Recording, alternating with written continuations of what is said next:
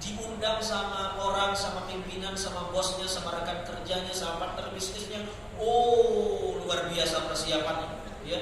Parfum yang luar biasa, baju yang luar biasa, persiapan yang luar biasa. Bagaimana tidak mengecewakan partner bisnisnya, rekan bisnisnya, bosnya dan lain-lain.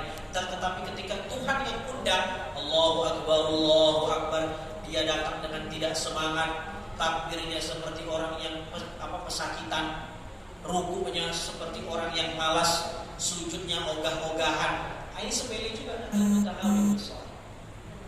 Jadi jangan menyepelekan sholat. Sholatlah, ya kan? Itu ada ulama bilang, semaksiat apapun kita jangan tinggalkan sholat. Karena sholat itu yang akan menyetop maksiat itu. Percayalah itu. Loh, Tuhan sudah klaim itu. Sholat itu tanha anil fahsya wal munkar, mencegah fahsya dan munkar. Tetapi Ustaz, kenapa masih ada orang yang sholat tapi masih berbuat fahsya dan munkar? Tentu bukan klaimnya yang salah, tetapi kualitas sholatnya yang keliru. Bagaimana kualitas sholat? Kalau kualitas sholatnya bagus, tentu outputnya juga bagus. Bagaimana kemudian dia menghayati sholatnya, mentafahumi sholatnya, memaknai ritual sholat.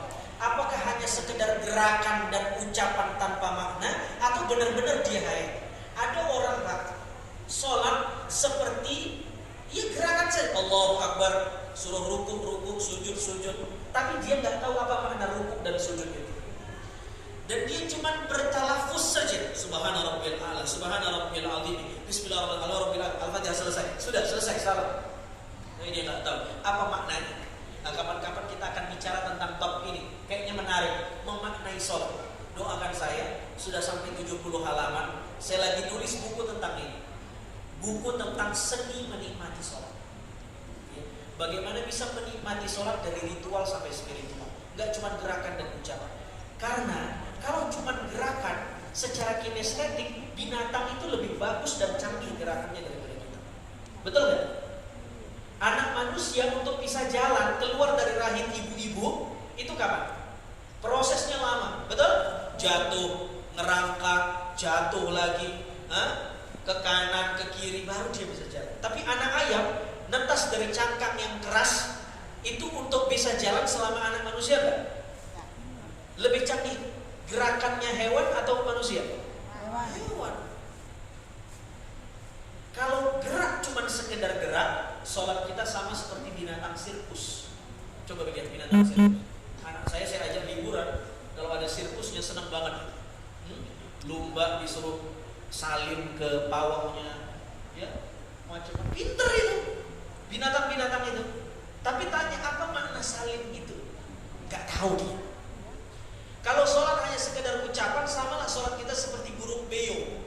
Burung beo yang sudah dilatih kemampuan verbalnya, dia akan bisa jawab Assalamualaikum, Assalamualaikum, Waalaikumsalam, Waalaikumsalam. Bisa dia. Fulus, bisa dia.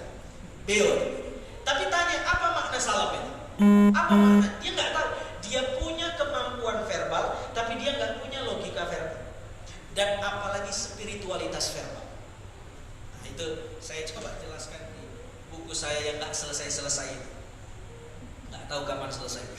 Yang kedua adalah al-mudmin li syurbil khamar. Orang yang punya potensi su'ul khatimah adalah dia yang edik, candu dengan zat-zat adiktif. Walaupun di sini cuma disebut al-mudmin li syurbil khamar, peminum minuman keras. Tetapi saya memaknainya tidak hanya al-khamar, tapi apapun zat-zat terlarang, ya, yang bisa merusak fungsi akal itu masuk dalam ruang makna ini.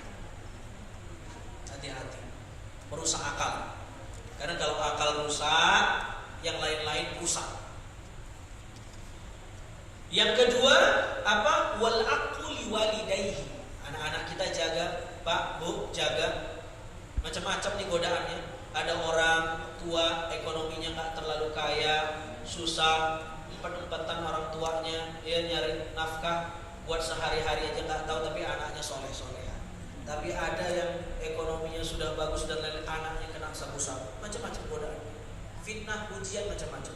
Jaga dari sekarang, ya, jaga dari sekarang. Pesantrenin, walaupun tentu tidak bukan berarti masuk pesantren tugas kita sebagai orang tua selesai. Lalu ketika anak sudah di pesantren ini tetap tidak bagus, kita salahkan pesantrennya. Tidak begitu kan? Ya, tentu tetap guru utama itu adalah orang tua. Kita cuma nitip saja ke lembaga pesantren dan pilih-pilih pesantrennya yang bagus. Karena banyak juga berita-berita yang tidak baik, ya, yang sangat menyakitkan hati, yang mencoreng nama baik pesantren. Dilihat, ya, banyak judulnya pesantren tapi isinya gak jelas belajarnya apa. Anak kita cuma makan tidur. Ya, dilihat. Nah, selanjutnya al-aqul walidain, orang yang durhaka sama orang tua. Tiga. Orang yang durhaka sama orang tua. Wah, ini gak ada ampun nih. Belum mati, masih hidup udah kelihatan. Udah kelihatan siksaannya di dunia.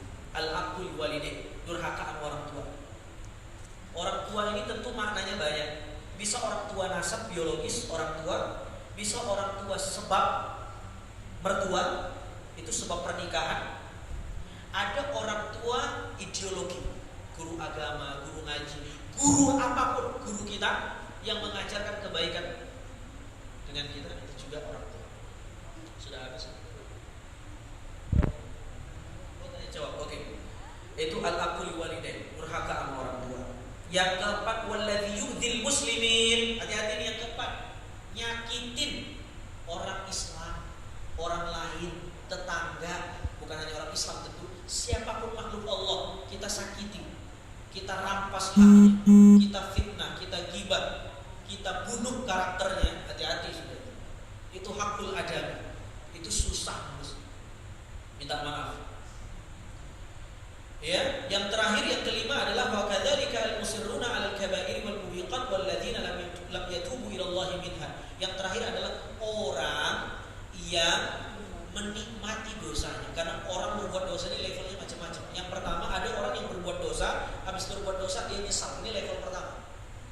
Nyesal. Yang kedua, nyesalnya udah gak ada. Dia justru menikmati dosanya. Bahkan dia mengeksplor kemampuannya untuk berbuat dosa yang sama. Oh, kalau begitu saya bisa ketahuan, saya coba cara yang lain. Ini sudah menikmati, ini level kedua. Tapi ada level ketiga, sudah tidak menyesal, menikmati dosanya, ya, mengeksplor kemampuannya berbuat dosanya. Yang ketiga, dia cari pengikut untuk bisa berbuat dosa yang sama. Ini dia sudah iblisnya. Ya. Jadi yang kelima adalah orang yang doyan berbuat dosa, menikmati dosanya, kata beliau, walladzina lam yatubu ilallahi minha, dan dia enggak punya niat baik untuk tobat, pulang, kembali, rujuk ke Allah, minta ampun, enggak punya. Jadi dia pengen punya niat buat dosa sampai mati. Kapan lagi gua begini, hidup cuma sekali. Dia bilang begitu. Justru kalau kita harus dibalik, kapan lagi tobat, hidup cuma sekali, habis itu hatta zurtumul maqabir.